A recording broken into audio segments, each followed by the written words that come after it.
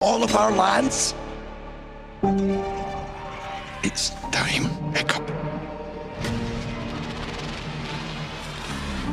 Okay, let's segue into some magic. How to Train Your Dragon is one of the summer's most anticipated flicks, set to hit theaters tomorrow. It's a live-action adaptation of the classic animated film following Hiccup, an overlooked son of a respected Viking, and his journey to train his own dragon. Jee-Yun had the chance to sit down with Canadian director of the film. Have a listen to their conversation. Congratulations, Dean. Thank you very much. So many fans are excited to see How to Train Your Dragon, the live action. Now, does it bring you back to like 15 years ago when you first launched the animated film? It does, but now there's the additional pressure of knowing there's an audience. There are fans out there who hold this very dear, and they don't want to see it be messed with. So I feel the pressure of delivering something that feels worthwhile and isn't trying to replace the animated movie. Well, and I think you delivered. Thank you. What was it like then to take this beloved story, but take it into a live action immersive experience? Well, the conversation from the start with Universal Studios was let's keep what really worked about the story, but then find ways of being truly additive. And immediately I started thinking about the mythology. We could go deeper into why this tribe is even on this island. We could go deeper into the characters, because some of them were a bit underserved given the constraints of screen time. So characters like Astrid, finding out where she came from, like what drives her, what she has to sacrifice when she does side with Hiccup.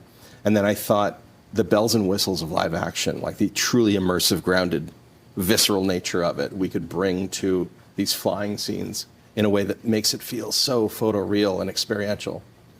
The cast is amazing. What was the process like of trying to find the right actors? And also, it was wonderful to see Gerard back in his role. Yes, well, Gerard was a no-brainer. We wanted him from the start. The scary thing was that for a while, it seemed he wasn't going to be available because he had back-to-back projects. So it was only after the actors' strike that there was a window that opened up that he could join us. And so it seems like it was meant to be. And with the other actors, we just cast a wide net, and we saw so many talented young people coming in to try out for the roles, many of whom grew up with the movies, and so they knew these characters intimately. But I think with Mason Thames and Nico Parker, for example, they just sort of filtered themselves through the group and finally became the top, I think, the top candidates for each role, because they had this electricity together and they had this really deep understanding of who the characters were. Were there a lot of chemistry reads between various actors just to see what would work? Exactly, yes. Okay. So we would circle our favorites from each group and then just start putting them together in combination and let them ad-lib in a room and just find out who, like just improvising and even running some dialogue scenes, who had the best just electric feel between them, whether it was humor or drama.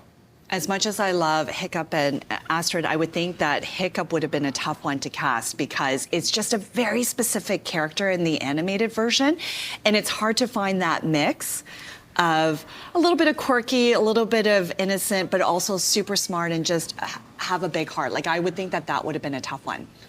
I would have thought so too, but Mason just naturally came into the mix.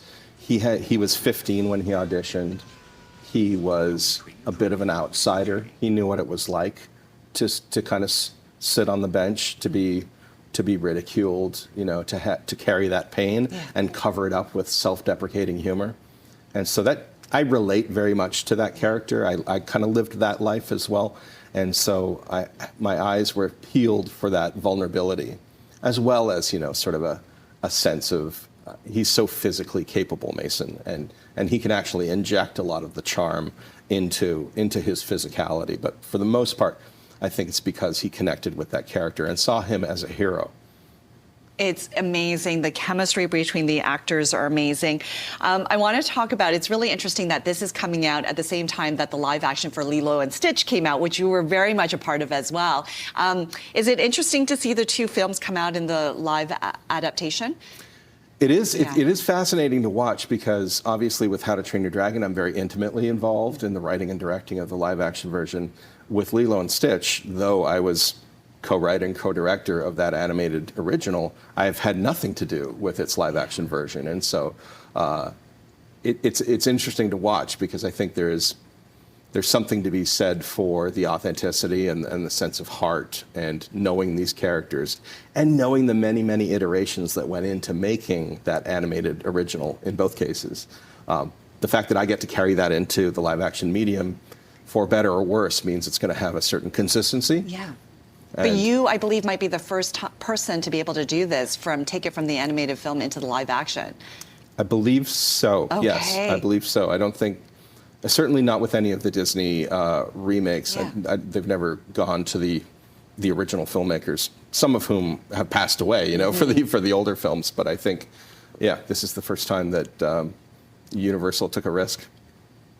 Well, it's going to be a huge success. It's so good, and it speaks volumes about your talent. Before we let you go, wanted to talk about if you had your own dragon, because I always thought about this. If I had my own dragon, what would you name it? I know what I would name mine. Tell me yours first. I would name mine Heart, as in the heart shape. Oh. And the dragon would have sort of a birthmark on it that kind of emulates a heart, just because. That's beautiful. Yeah. I don't have anything that clever. No. You can use it for the. I feel like I've exhausted all the names I could come up with. That's true. That's true. Well, congratulations on the film, and I know it's going to be a huge success. Thank you very much. I really appreciate it.